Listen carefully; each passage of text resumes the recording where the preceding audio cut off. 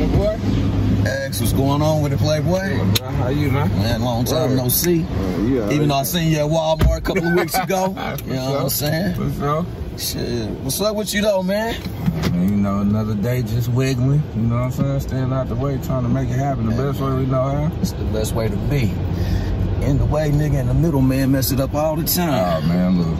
I comes through this bitch so heavy. 415s in my old school Chevy. Foot on the gas, blocked by the mask. Come through tripping, that's your ass. We do no middleman shit, you feel me? But yeah, man, I appreciate you, you know, coming on the hop in with me, man. Oh, yeah, you know? for sure. Like I said, I reached out to you when I had the first idea, when I was like, hey, can I use your song? And yeah, everybody, I got his blessings to use the song. Definitely. So heavy when I came up with a theme song, you know what I'm saying? Like I say, for y'all that don't know, this is my man Xta-C. We go back like Cadillac seats, you dig? Oh, man. We was young pups, you feel me? And we just about to, you know, see what's been up with him, what he has done, and where he's going with it, you feel me? So, welcome to the Hop In, people. It's your man JuJu, Xta-C, aka Mr. So Heavy. One and only, often imitated, never duplicated. Straight, let's get this camera right though, get that angle up on you one time. Sure. Here we go. So what's been up though, man? Ah, man, you know, like I said, just wiggling through, man. Just trying to help the town get back right, you know what I'm saying? I didn't put my foot back in the management side of things, you know. Still doing a little music, you know, but more importantly, I'm trying to be on the back end of it, try to, you know, help some of the younger people coming up, you know, that's trying to get their business right. You know what I mean? Because that's the most, you know, we're illiterate when it comes to the business side of the music. So it's like, especially now with it being so easy, you know, the streaming and the going viral and the TikToks, everybody got to understand. Put my seatbelt on, y'all. That seatbelt. I'm not, let me be safe clicking the ticket, but you know, yeah, trying to get them, you know, what knowledgeable to the business side so they can make sure to maintain, you know, revenue for them, the children, their children's children. Right. You know what I mean? The things that they don't teach us, you know what I'm saying? So. Well, that's what's up, man.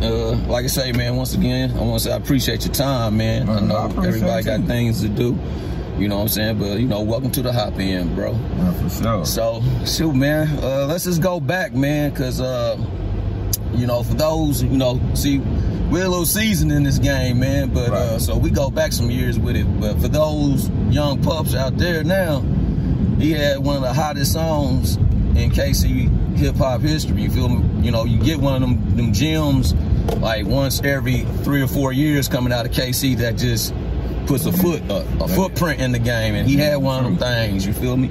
I was just in the club, I sent you a clip. I was in the club, what, about 2 months ago, and they pounded it out. You know what's so crazy, man? It's like, if y'all could actually see my inboxes, like, I swear every weekend there's somebody sending me or tagging me in a clip of them playing So Heavy. The thing that flatters me the most is when it's not in Kansas City. Right. You know, and that's the thing also too I've been trying to, you know, teach these cats, like, if you look at Kansas City as I made it, you need to stop. Because it's way bigger than right here. The goal is to buzz here, pop other places, come back here and pop more.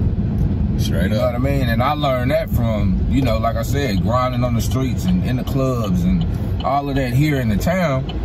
And then, you know, being that we have the Missouri side, the Kansas side, you know, which people think just because it's right there across the street, you know, but we still, you know, it's two different markets. It's a house divided. So then it's like St. Joe. You start with your mini markets, your St. Joe's, your Blue Springs, your Lee Summits, your Raytowns.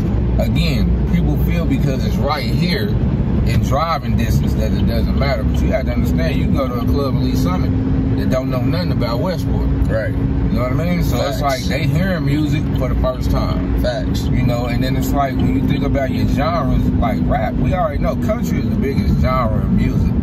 But rap is right up under it. Yeah, I'm about to say, you know rap's on his heels, so, if not overtaking it. Yeah, because now it's like, you know, a conversation we was having yesterday, man, one of the homies, was about, he was like, people who don't live the music they listen to that make them fake. I was like, that's 95% of rap. Man, listen, man. Because everybody listens to rap. Right. So, you know, and yeah, just to piggyback, I just piggyback on what you just said too about that fake aspect of everything. Real talk, bro. You know, all these gang niggas, and you know, and they kill 50 niggas on the album. Like I know some cats, like some artists like that who really live it, but they can't do shows. Yeah. They can't do the business side. So it's like you might as well just do rap for fun, bro. So I mean, I'm telling you now, for the sake of, because I know some of the same cats you know, and I let everybody know when we was coming up, you know, the gang banging, it wasn't cool to be a gang banger. So it was like we did it, but we kept it on the, like, unless you was in the streets with us, you probably didn't know. Right. You know what I mean? And that's why, like me, you know, the JuJu, we go back high school. You know, like I tell everybody, people don't even understand my high school story. When I didn't graduate in '94 like I was supposed to because of going to jail for the first time. And after I went to jail and go back to school, it's like I've been gone a month. Everybody, where you been? Right. I can't hide it, you know what I'm saying? So now everybody know. And it showed me how a lot of people were disappointed in me. Right. You know, they like, dang, you was so good at this, and you in band and ROTC, and you get good grades, and you out here just got caught on the streets. You feel what I'm saying? But you know, that goes back to, like, you know what I'm saying, product of your environment. Exactly. You feel me? Like, if you live in the hood, you only can dodge the probability so many times. You feel me? Man, that is so true. But you from trades, right? Yeah, from so trades, 39th Street, born and raised. So it's like, you know, that right there says it already. Like, if you're surrounded. Right. And you know the probability. That was the reason why I even went to Southwest, to get out the hood, because everybody from my neighborhood went to Westwood. Right. So it was like, with me, I'm like, I'm gonna go to Southwest. I got the chance when the magnet schools first started. Right. You know, we like, oh, I'm gonna go way out here. You know what I'm saying? Right. No disrespect, nobody. I'm like, I'm going where the white folks is. Right. I'm gonna get a better education. But the thing about it is, it was only the school though. Right. School was hood in the motherfucker. It was just in a good neighborhood. Hey, but I mean, you know, like I said, my freshman year, you know what I'm saying, when I met you, it's like, all right, you know, it was still predominantly a little white. That sophomore year, when they brought all the Paseo kids and the ones that didn't want to go to Southeast no more, it was like, oh, we right back in the hood. You know what I'm saying? Shout out to Big School. You know that was a crazy moment, boy, because that was like, they brought the 50s.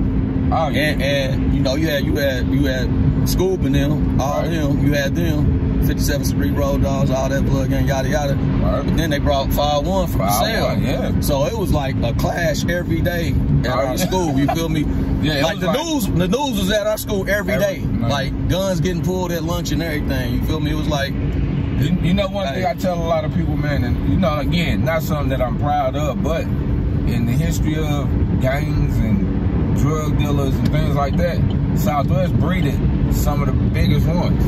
Like, we all came from right there. Southwest bred everybody, dog. Like, for real. Like, right Diamond Shields, I mean, everybody. Like, Don Wantech, shit, Chris Fields, he got his seasoning company. Like, it's a lot of pedigree that came out of Southwest, man. It is. You know what I'm saying? A lot of us that came up out of there, and like I said, the thing is, a lot of people didn't even know how close-knit we were. Right. You know what I'm saying? That's why we still homies to this day. You feel me? And can still speak. You feel me? Yeah, wasn't no beef and nothing like that. And that's, like you said, that's the biggest thing now. It's like trying to teach these cats. Like, I got an artist I'm working with now, and you know, he ain't blow up off of it, but he's coming up off of the funk rap. Yeah, that's it. Like funking, and I've been telling him, like, look, bro, there's no money in that. That beefing and all that, like I said, yeah, we can get away from the Chief Keefs and 6ix9ine, the Lil Durk, the King Vons, all of that beefing and funking, like, because as you see, man, rest in peace, King Von. You know, that funking like that, some people really about that. And the thing is, like you say, it didn't make no sense. Like, you get in the music game to get rid of that element. Right, you feel me? Exactly. Like, I ain't trying to get in the game to still watch over my back and all that kind of shit. You getting into the music game, and you know what's so weird about that? You know what I'm saying? Because what I'm about to say is, if you're getting into the music game, man, be ready to leave the streets alone. But do you know that it's a new thing of cats getting in the game to get in the streets. Hey man, I ain't never understood that. It's because it goes back to that false. And I talked to Don Juan about this shit. It goes back to that false image of what manhood is. You feel me? Like for some reason, through the culture, music and movies, manhood equates to packing a pistol, selling dope, going to jail. I mean, because that's what everybody talking about now in their music. Like, it's so crazy to me to hear. And that's false. I got a foreign whip, I got a bad bitch, I got 30 clip. You get what I'm saying? Yeah. I'm getting money. I'm buying jewelry. I ain't heard nobody say, I bought some real estate. I done went and put money in a school. I bought me some stocks and bonds. Well, now they talking about Dogecoin and all of that now because it's the fad, it's the trend. So if it's trending, you know what, man? Why don't y'all make education trending? Why don't we do this? You feel me? I mean, it's just crazy, man. But it goes back. It starts with us, though, man. Because we the ones who seeded this negativity. I mean, that's what I mean for real. I mean, it started off as some New York shit, like we just battling and shit. Then it just gradually went into this like snowball. And this is what you get. What you get right now is what you get. We was like a hybrid. You know what I'm saying? We was with the NWAs and all that shit. But I think we still had a little bit more sense. We still we had morals, we had codes, great grandmas, we had great grandpas, we had people who really, would put that on us. But peep out who the grandmas are now, though. You feel me? Shit, them motherfuckers probably just got off at the Shady Lady last night off work and shit. She a grandma, you dig? You feel me? And it's sad because, and one thing I have done, man, is like, if you ever, like, people that used to come to the Mic Is My Life when we did it at America's Pub, shout out to Joe Vertigo, they would hear me speak and I would tell them, man, I apologize.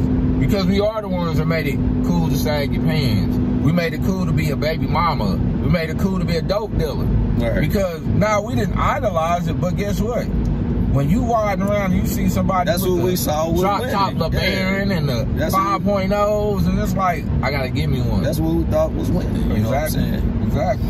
But yeah, man, so alright, so let's unwrap this whole story, man. So give everybody, we're gonna just unpeel it like an onion, man. So who is Xta-C for us when he grew up, what developed him to develop him, and then how this took off was so heavy and all that. I comes through this bitch so heavy. 415s in my old school Chevy. Foot on the gas, blocked by the mask. Come through tripping, that's your ass.